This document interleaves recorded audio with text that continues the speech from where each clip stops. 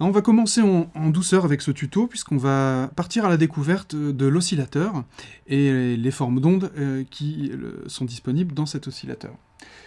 Un autre nom qu'on donne aussi à l'oscillateur, que vous trouverez souvent sur des synthés, qu'ils soient hardware ou logiciels, c'est VCO.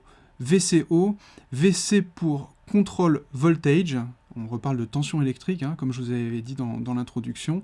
On module le signal électrique, on module la tension du signal électrique pour moduler le son, et d'où l'abréviation de control voltage, puisqu'on va avoir des control voltage aussi bien au niveau de l'oscillateur, du filtre et encore d'autres parties du synthétiseur. Donc oscillateur ou VCO, retenez ça, c'est très important.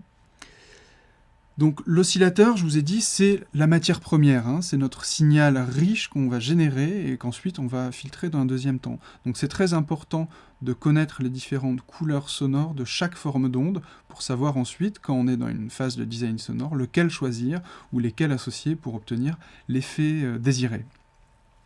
Écoutons-les successivement.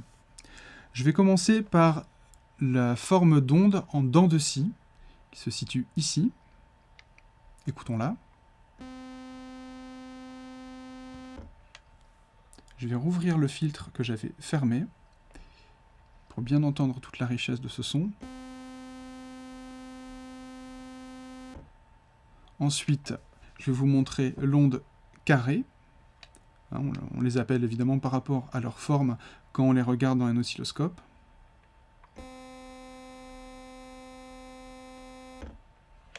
Ensuite, la forme d'onde triangulaire.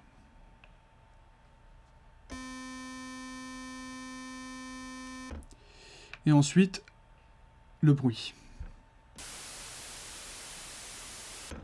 Vous constatez que sur ce dernier, on n'a pas de perception de hauteur, parce qu'on a un signal qui est dit apériodique, hein, qui ne se répète pas identique à lui-même au cours du temps, comme c'est le cas des 3 ondes précédentes. Donc il va y avoir un usage de cette onde qui est un petit peu différent dans le design sonore de son.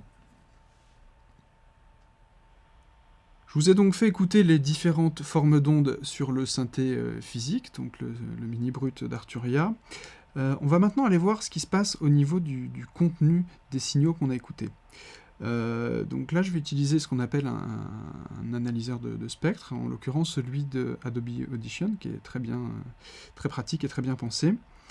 Donc ici, dans la fenêtre fichier, j'ai ouvert un certain nombre de fichiers audio qui contiennent des enregistrements des formes d'ondes. Et on va pouvoir venir les analyser dans les fenêtres qui sont ici à droite. En haut, on a la représentation de l'amplitude au cours du temps, hein, c'est-à-dire que sur l'axe Y, j'ai les dB, et sur l'axe X, j'ai le temps. Et ce qui va particulièrement nous intéresser, c'est ce qu'on a en bas ici, qui est l'analyseur de spectre. Alors, comment lire cet analyseur de spectre? Écoutez bien, c'est très important. Sur l'axe vertical, on a les fréquences, de 20 à 20 000 Hz, grosso modo, je vais dézoomer, voilà, qui sont les fréquences que l'oreille humaine est censée pouvoir entendre. Et sur l'axe horizontal, j'ai encore une fois le temps. Ensuite, c'est les différents niveaux de luminosité sur l'affichage qui vont m'indiquer la présence de telle ou de telle fréquence. Donc, vous allez comprendre, je commence avec quelque chose de très simple. Je ne vous l'ai pas fait écouter parce qu'il n'y en a pas sur la mini brut, c'est une onde sinusoïdale, autrement appelée aussi onde pure. Donc, si je zoome ici dessus, on voit bien que la forme est sinusoïdale. Et en bas, on voit un unique trait qui se situe à 440 Hz, puisque c'est la hauteur à laquelle j'avais généré mon son, hein, qui est le La du diapason. Et on voit bien qu'à 440 Hz, j'ai cette Ré qui est présente, et elle est unique, hein, les autres sont quantités négligeables. L'onde sinusoïdale. Donc, l'onde sinusoïdale, c'est le contraire d'une onde riche en harmonique, puisqu'elle est une harmonique. Voilà, donc c'est un son qu'on ne trouve pas dans la nature, hein, c'est le son aussi qu'on a dans les téléphones quand il y a la tonalité, voilà, c'est une onde sinusoïdale, ça peut vous aider à la mémoriser. On va voir un deuxième type d'onde, qui est l'onde triangulaire. Là on ne s'en rend pas compte, alors je vais zoomer un petit peu. Voilà, donc je ne vous ai pas menti, l'onde est bien triangulaire.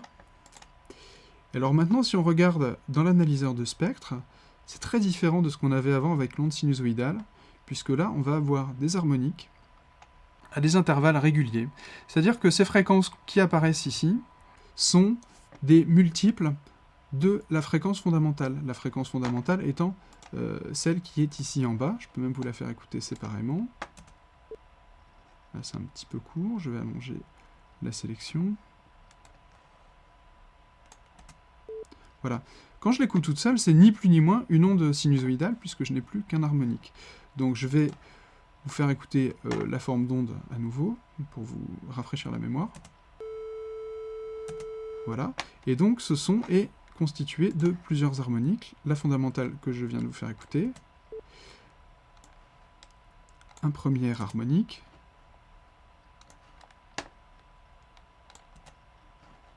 Voilà. Donc on n'a pas tous les multiples. Hein. Sur l'onde triangulaire, là vous apercevez, on a d'abord la fondamentale, ensuite on a une quinte, ensuite on a une tierce majeure. Si on prend l'onde carrée maintenant, je zoome encore une fois pour voir la forme d'onde. Ah non, excusez-moi, c'est pas la forme, c'est pas la carrée, c'est l'onde en dents de scie. Et on voit que là, l'onde en dents de scie, elle a un contenu harmonique qui est encore plus riche que la triangulaire. Hein. Je remets la triangulaire. Comparer le spectre, voilà. Là, on a de l'énergie, mais c'est pas très très brillant, même si c'est quand même bien découpé. Et si on va là sur la forme l'onde en dents de scie, elle est extrêmement riche en harmonique, ce qui va en faire une candidate de choix quand il va s'agir de créer des sons avec le synthétiseur. Hein. L'onde en dents de scie est souvent un très bon départ. On va l'écouter aussi pour faire le lien. Voilà, vous entendez ce côté un petit peu grésillant, qui est un peu la marque de fabrique, entre guillemets, d'un spectre riche en harmonique. Je passe maintenant à l'onde carrée. Écoutons-la. Voilà, elle est également très riche en harmonique, mais elle a un son un petit peu plus... il y a comme un côté un peu évidé. Hein. C'est un son hollow, disent les Anglais. C'est un son qu'on va utiliser notamment pour simuler des sons de clarinette. Et enfin, du bruit. Et alors vous voyez que là, le profil spectral est très différent, ainsi d'ailleurs que la forme d'onde, qui est, si on zoome, on va voir que la forme d'onde est complètement aléatoire.